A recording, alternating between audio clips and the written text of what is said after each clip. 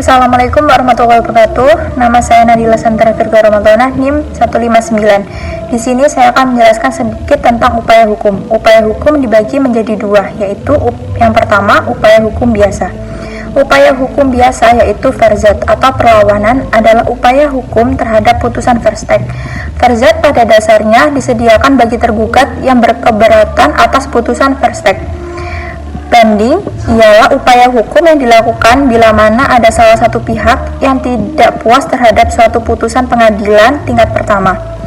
Kasasi menurut pasal 29 dan 30 Undang-Undang Nomor 14 Tahun 1985 JO, Undang-Undang Nomor 5 Tahun 2004, kasasi adalah pembatalan putusan atas penetapan pengadilan dari semua lingkungan peradilan dalam tingkat peradilan akhir. Terima kasih. Wassalamualaikum warahmatullahi wabarakatuh. Dua, upaya hukum luar biasa. Peninjauan kembali ditujukan terhadap putusan pengadilan yang telah berkekuatan hukum tetap, yaitu putusan pengadilan negeri yang tidak dimohonkan banding, putusan pengadilan tinggi yang tidak dimohonkan kasasi, dan putusan kasasi peninjauan kembali diajukan ke MA Republik Indonesia. Derden verzet adalah perlawanan pihak ketiga yang bukan merupakan pihak dalam perkara yang bersangkutan terhadap putusan pengadilan yang telah berkekuatan hukum tetap yang merugikan pihak ketiga tersebut. Perlawanan pihak ketiga ini diajukan kepada hukum yang menjatuhkan putusan yang dilawan dengan menggugat para pihak yang bersengketa dengan cara biasa. Selanjutnya adalah proses verzet. Yang pertama adalah perlawanan diajukan kepada pengadilan negeri yang menjatuhkan putusan verstek.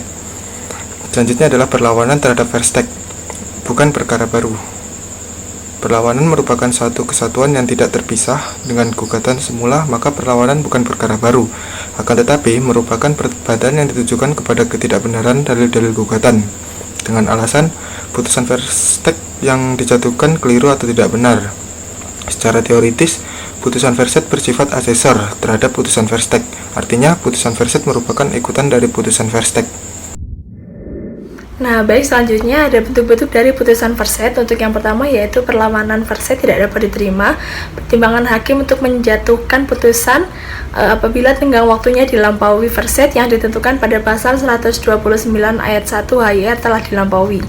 Kemudian yang kedua, menolak perlawanan verzet. Amar putusannya berbunyi seperti ini. 1. Menyatakan perlawanan sebagai perlawan yang tidak benar. Yang kedua, menolak perlawanan pelawan. Kemudian yang ketiga, menguatkan putusan verstek. Lalu yang ketiga, bentuk dari putusan verzet yaitu mengabulkan perlawanan verzet. Alasan hakim untuk mengabulkan perlawanan tersebut adalah karena terlawan sebagai penggugat asal tidak mampu membuktikan dalil gugatannya.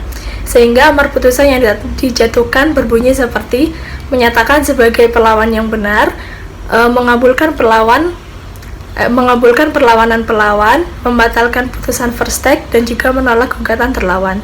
Alasan dilakukannya PK atau peninjauan kembali yaitu yang pertama apabila putusan didasarkan pada suatu kebohongan atau tipu muslihat. Yang kedua, apabila setelah perkara diputus ditemukan surat-surat bukti yang bersifat menentukan pada waktu perkara diperiksa tidak dapat ditemukan. Dan yang ketiga yaitu apabila telah dikabulkan suatu hal yang tidak dituntut atau lebih dari yang dituntut. Yang keempat yaitu apabila mengenai suatu bagian dari tuntutan belum diputus tanpa dipertimbangkan sebab-sebabnya. Dan yang terakhir bukan. Dan yang ketiga yaitu apabila telah dikabulkan suatu hal yang tidak dituntut atau lebih dari yang dituntut. Yang keempat yaitu apabila mengenai suatu bagian dari tuntutan belum diputus tanpa dipertimbangkan sebab-sebabnya.